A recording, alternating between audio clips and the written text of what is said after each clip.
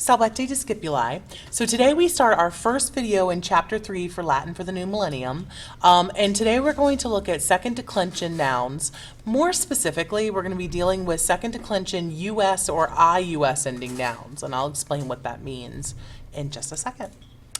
But first, let me remind you, you can tell what declension a noun is in from its genitive singular ending. So we've already done the first declension, and all first declension nouns end in an AE and its genitive singular. Likewise, all second declension nouns are going to end in a long I in its genitive singular ending. So that's how you can always tell what declension a noun is in. Now, this is true regardless of what the nominative ending is, and that's important for the second declension because the nominative singular ending could be a US, it could be an IUS, or it could be an R. Okay, we're going to do US and IUS today, and your video for tomorrow will be the R. Okay, second declension nouns can be masculine or neuter. They actually can also be feminine, but the only second declension nouns that are feminine are the names of trees. So unless you guys are going to be saying oak or pine or anything like that in Latin very often, you don't really need to worry too much about second declension feminine nouns.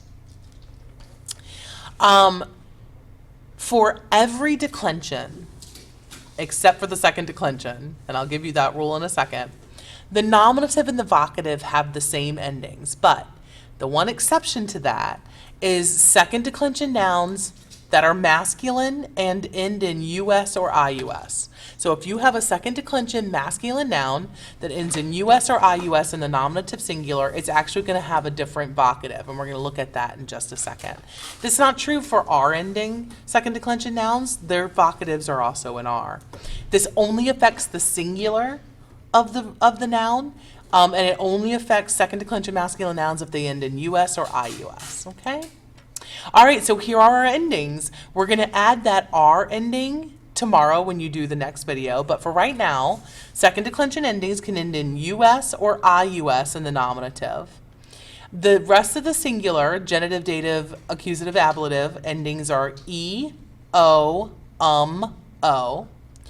And we need to know what the vocative is going to be for these particular nouns. Now, if it ends in just a US, the vocative ending is going to be an E. If it ends in an IUS, the I that is part of the noun base becomes long, and there's just one single long I, okay?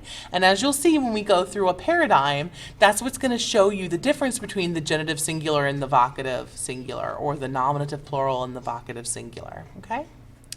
The endings for the plural are E, orum, is, os, is, e.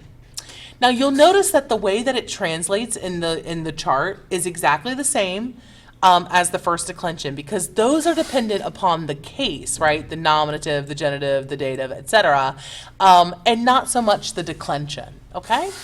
All right, so we have two paradigms to look at. The first one is one of these second declension nouns that end in US. You can tell it's second declension because here, look at this. Ending in the genitive singular, it's a long I.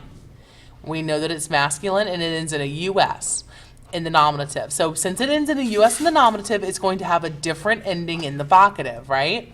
So amicus, amici, amico, amicum, amico, amica.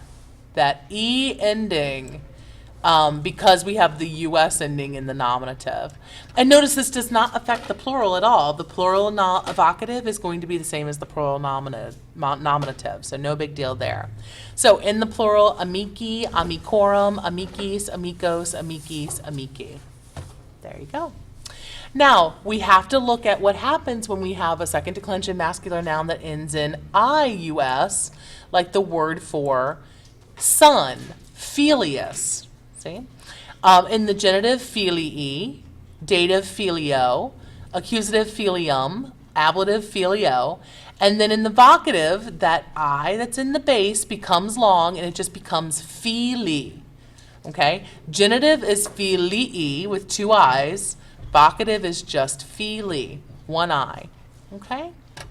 Nominative plural, filii, filiorum, filiis, filios, filiis, filii.